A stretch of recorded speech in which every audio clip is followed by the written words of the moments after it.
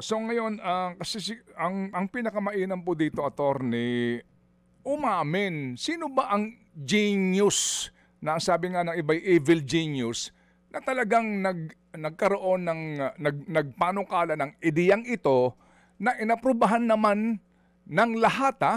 Opo, hindi ho naman lahat bumoto pabor sa budget. Di po ba may mga kumontra diyan sa actual votation po doon po sa ratifikasyon. Pero dito po sa aming hawak ngayon, na listahan ng pumirma sa BICAM report ng GAAT 2024, isa-isahin natin to. Sino ba ho? Sino ang responsable? Sino ang nag-isip nitong provision na ito na pinanggagalingan po ng lahat ng problemang ito? Yes, but actually, personally, siyempre, hindi ko alam. Yan ang isang hiningi ko sa Korte Suprema. May parameters kayo sa BICAM. Mano ba namang may transcript yan? Para alam natin kung sinong genius yung nag-insert niya. Sino nag-insert niya? Sino nag-insert ng 1 billion project doon sa Bulacan? Sino nag-insert? Walang transcript yung BICAM, Ted, eh. Hindi namin ma-access yan, eh.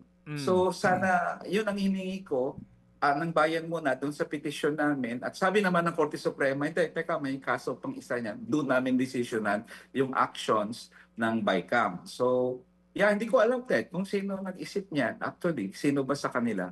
Pero merong mga tumatanggi ngayon, nagtuturuan sila eh. Ang isa ho, anyway, sa mamaya po sa iba pang diskusyon namin dito ay tatalakayin natin yan. Kasi ngayon, naguhugas sila ng kamay. Para bagang ito po ay nagkusa na lamang lumabas sa budget at walang responsable kasi ngayon puro sila hugas ng kamay.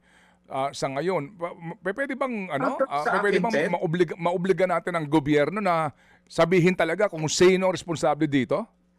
Yes, Ted. Tingin ko pwede silang sabihan dyan. Of course, they will hide behind the Duterte Freedom of Information Executive Order.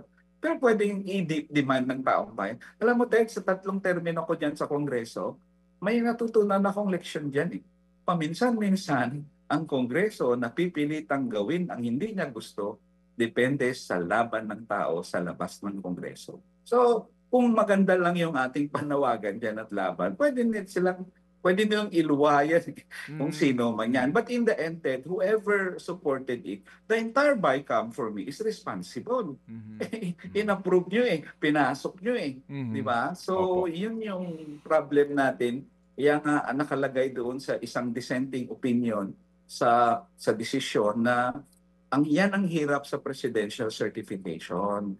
Kasi pinapasok, minamadali nyo, nakakapasok tuloy, hindi mas scrutinize ng Kongreso kasi second and third reading isang araw lang, ilang minuto lang third reading na. Hindi ko pa nga nung nandun ako, hindi ko alam kung anong amendments eh. Kasi ang dami nilang amendments, sinusulat-sulat ko pero hindi mo na matandaan yan. Kaya minsan ang inaaprubahan ng third reading, itong tingin ko sa GAA at probably other laws, hindi yun ang tunay na tinransmit sa Senado. Marami ng changes doon.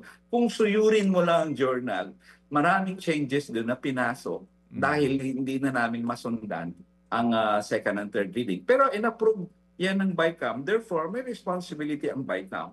At siyempre, yung mga bumoto rin dyan, in a sense, bakit nyo in-approve? Hindi nyo na inaral yung mandate? Hindi nyo ba nakita yun na isang batas nyo na pinasa namin sa Kongreso, bina-violate nito? Hindi namin alam na nakalagay ang Constitution sa aming rules of the House of Representatives. Violate namin ito. Ganon yung issue doon eh. So for me, kung may genius man na nag-isip yan, dapat mapuna talaga yan. Pero in the end, it was the entire BICAM Conference Committee who decided on the insertion and any other insertion. Therefore, isa sila sa responsable dyan. Mga kapatid, brothers and sisters, saan ka pa? Dito na tayo sa totoo. Dito na tayo sa True FM. Mga kapatid, mag-subscribe and follow po kayo sa social media accounts ng True Network PH. Yan po kami. Hanapin nyo lang True Network PH, Facebook, Instagram, YouTube, TikTok, and podcast. Mapa Apple or Spotify man yan, mahahanap nyo kami. Lahat ng mga napapanood at napapakinggan nyo po sa programa, nasa social media accounts namin yan. So, paano mga kapatid? See you sa social media!